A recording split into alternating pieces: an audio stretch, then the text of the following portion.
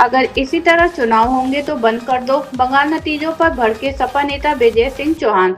बता दें, अयोध्या समाजवादी पार्टी के प्रदेश सचिव ब्रजेश सिंह चौहान ने बंगाल में हालिया मतगणना पर सवाल उठाते हुए चुनाव प्रणाली पर ही प्रहार कर दिया।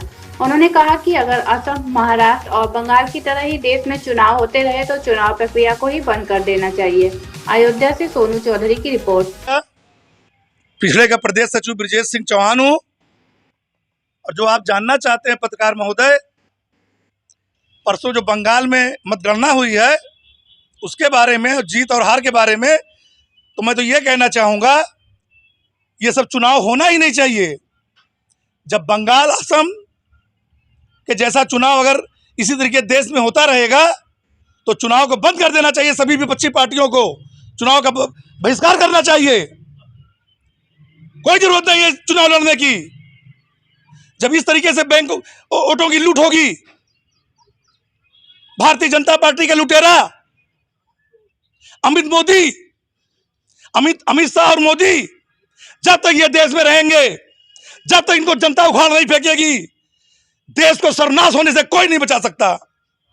आने वाले समय में अगर बंगाल के ही तरीके, असम के तरीके और जितने चुनाव इसके 24 को जो लोकसभा का चुनाव हुआ है उसमें जो मुंह की खानी पड़ी इनको, समाजवादी पार्टी के राष्ट्रीय अध्यक्ष अखिलेश यादव जी का पीडीए अयोध्या के अंदर उनको नेस्तनाबूद कर दिया, कहीं मुंह दिखाने लायक नहीं बचे।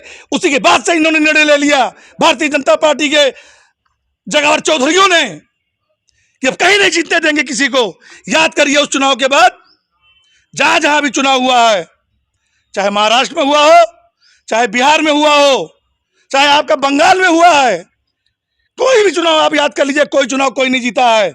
विपक्षी पार्टी नाम का कुछ नहीं रह गया। ममता बनर्जी ने 100 वोटों का चोरी करने का इल्जाम लगाया है।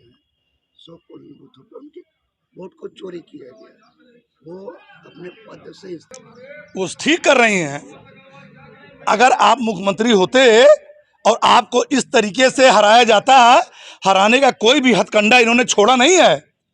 चाहे एनआरसी, चाहे रुपया बांटना हो, चाहे केंद्रीय बल हो, 2,40,000 केंद्रीय बल सिर्फ बंगाल जैसे प्रदेश के लिए लगाया इन्होंने।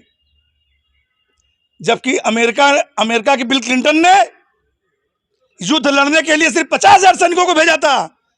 जो चुनाव अभी चल रहा था, युद्ध अभी रुका हुआ है, जिसमें मुंह की खानी पड़ी अमेरिका को। और यहां बंगाल जैसे छोटे से प्रदेश में सोचिए, आप लोग पत्रकार हैं, 2,40,000 केंद्रीय बल को वहां भेजा गया। आप गलत वोट डाल रहे हैं, डाका डाल रहे हैं, कोई बोले ना। पोलिंग बूथ पर जब अंदर घुसी है ममता बनर्जी, उनको लातों से मारा गया है। केंद्रीय बल की इतनी औकात हो गई, जरूर उनको प्रधानमंत्री और गृह मंत्री का निर्देश रहा होगा इंसल्ट करने का। इस तरीके से चुनाव अगर हो रहा है और जीत रही है, ये जीतना नहीं है, ये लूटना है। 2027 के क्या कहना चाहिए? उत्तर प्रदेश में जो चुनाव होने वाला है उसको इतने आसानी में न लें। उन्होंने जिस तरीके की हरकत करते हुए सब जगह गए हैं, हमारे राष्ट्रीय अध्यक्ष एक जगह का पूरा आंकड़ा लिए हैं और किस तरीके से, कौन तरीके से ये चुनाव में धांधली कर रहे हैं, वो सब की यहाँ फीडिंग हो रही है।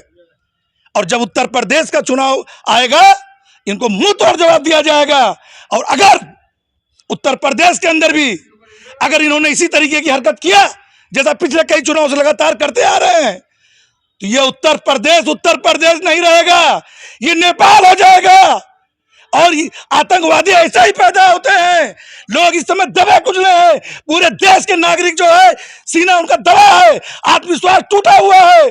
जिस तरह से नेपाल के अंदर हुआ है उसी तरीके की आग हो सकता है इसी में फूटे, और अगर फूटा तो मैं ही पहला आतंकवादी बनूंगा।